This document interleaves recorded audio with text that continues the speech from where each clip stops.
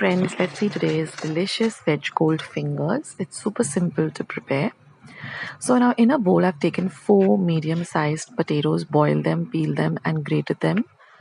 Now I'm going to add half a cup of grated carrots, half a cup of very finely chopped capsicum, half a cup of shredded cabbage,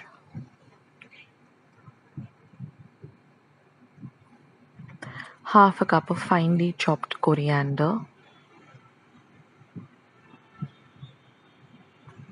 Now mix all of this well together.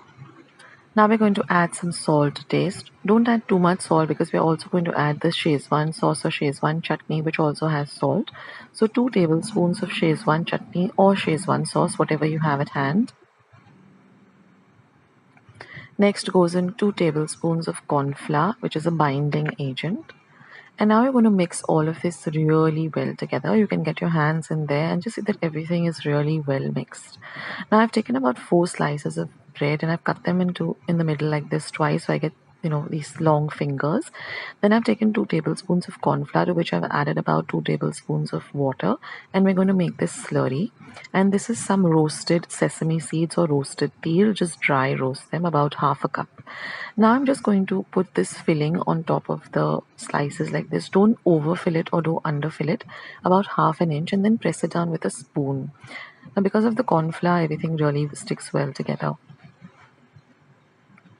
So do all of this with whatever slices you have or whatever filling you have. And once all of them are done, what I'm going to do is I'm going to empty the peel or the roasted sesame seeds onto a plate.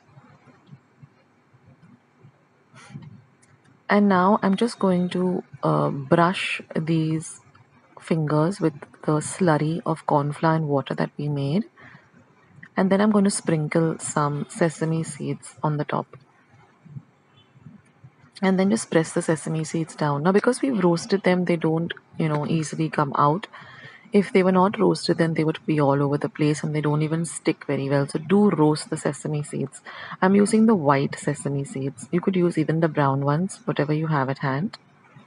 And sprinkle a generous amount and then just press it down. The sesame seeds or the peel give a very nice flavor to this gold fingers, and they also give a nice kind of a crunch. And now I've taken a little bit of oil in a pan and I put the bread side down first. Don't put the filling side down first. And fry them for about half a minute till the base becomes nice and golden brown on a low to medium flame. And then with the help of 2 forks, or you can use a tongue, just turn it over once the base is golden brown like this. Now you could deep fry this, but I don't like deep frying this. I prefer shallow frying it because everything is actually already cooked in the filling. All we need to do is just give it a nice kind of a crunch. So in this way, fry all the gold fingers.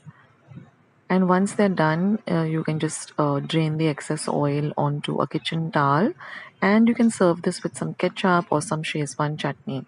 Now, if you want to get the gold coin, which is something which is served in restaurants and all you have to do is take a bread slice and cut it in into a circle, big circle shape in the center, which using a vati, or if you have a cookie cutter, and then do the same thing. But I didn't want to waste the bread slices, so I went with this gold fingers.